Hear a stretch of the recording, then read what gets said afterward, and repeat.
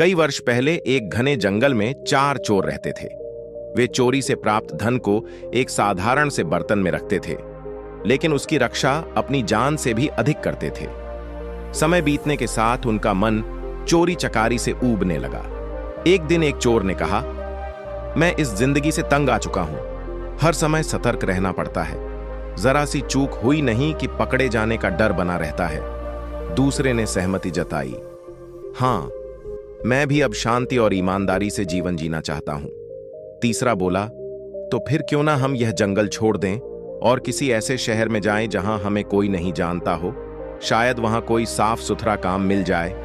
3 चोर इस सुझाव से प्रसन्न थे और उन्होंने जंगल छोड़ने का निश्चय कर लिया। लेकिन चौथा चोर ईमानदार जीवन जीने के विचार से खुश नहीं था। उस समय वह चुप रहा, पर उसके मन में बर्तन में रखे धन को चुराकर भाग जाने की योजना बनने लगी। वह बस सही मौके की तलाश में था। चारों एक शहर पहुंचे और वहां एक धर्मशाला, जिसे छत्रम कहा जाता था, में ठहरे। उनमें से 2 शहर की जानकारी लेने बाहर निकले। घूमते घूमते उनकी नजर एक वृद्धा के घर पर पड़ी। घर साफ सुथरा, सुरक्षित और रहने के लिए उपयुक्त था। वे लौटकर अपने साथियों से बोले, हमें एक अच्छा घर मिला है। एक नेक दिल वृद्धा वहां रहती है। यदि हम चाहें तो वहीं रह सकते हैं। चारों उस घर पर पहुंचे। एक चोर ने कहा, मां, हम चारों व्यापारी हैं और इस शहर में व्यापार शुरू करना चाहते हैं। हमें आपका घर बहुत पसंद आया है। क्या आप हमें कुछ कमरे किराए पर दे सकती हैं? दूसरे ने जोड़ा, हम आपको नियमित और अच्छा किराया देंगे। वृद्धा बहुत खुश हुई। तुम लोग जितने दिन चाहो यहां रह सकते हो, उसने मुस्कुराते हुए कहा।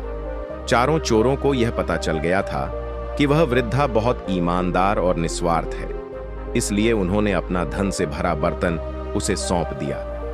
एक चोर ने कहा, मां, कृपया इस बर्तन को सुरक्षित रखिएगा। बस एक शर्त है, इसे तभी देना जब हम चारों साथ में लेने आए। ठीक है, वृद्धा ने बर्तन लेते हुए कहा। वह बर्तन लेकर पिछवाड़े गई। चारों ओर देखा कि कोई देख तो नहीं रहा। फिर जमीन खोदकर बर्तन गाड़ दिया और ऊपर से मिट्टी डाल दी। कुछ दिनों बाद चारों काम की तलाश में शहर निकले। काफी घूमने के बाद वे थक गए और एक वट वृक्ष के नीचे बैठ गए। तभी वहां से एक स्त्री लस्सी बेचती हुई गुजरी। चारों ने लस्सी पी और भोजन के साथ पीने के लिए और लस्सी लेने का सोचा। 3 चोर इतने थके थे कि बर्तन लाने जाने की हिम्मत नहीं हुई।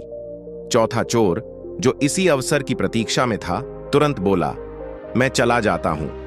वह वृद्धा के घर पहुंचा और बोला, मां, मेरे साथी बर्तन लाने के लिए मुझे भेज रहे हैं। वृद्धा ने कहा, नहीं बेटा, मैंने वादा किया है कि बर्तन तभी दूंगी जब तुम चारों साथ आओगे। चोर ने चालाकी से कहा, वे सब पास ही केले के पेड़ के नीचे बैठे हैं, आप उनसे खुद पूछ लीजिए। वृद्धा बाहर आई और चिल्लाकर पूछा, क्या तुम लोगों ने इसे बर्तन लाने भेजा है?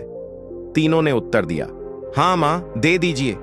वृद्धा ने विश्वास करके उसे कुदाली दी और कहा, पिछवाड़े में खोदकर बर्तन निकाल लो। चोर ने बर्तन निकाला और पिछले दरवाजे से भाग गया। कुछ देर बाद जब वह नहीं लौटा तो तीनों चोर चिंतित हो गए। वे वृद्धा के पास पहुंचे। हमारा साथी कहां है? उन्होंने पूछा। वृद्धा हैरान होकर बोली, मैंने तो उसे बहुत पहले ही बर्तन निकालने भेज दिया था।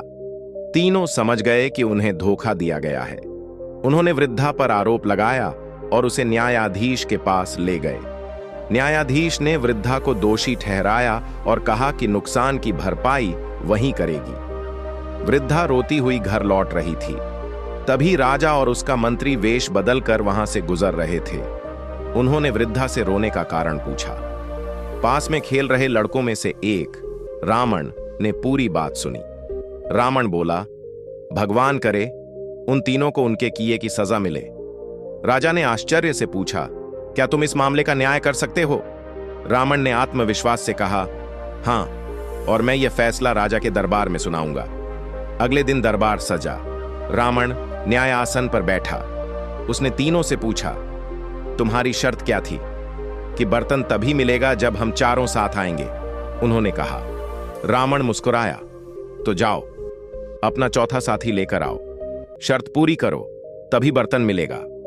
राजा ने प्रसन्न होकर कहा, तुम छोटे हो पर अत्यंत बुद्धिमान हो। आज से तुम मर्यादा रावण कहलाओगे।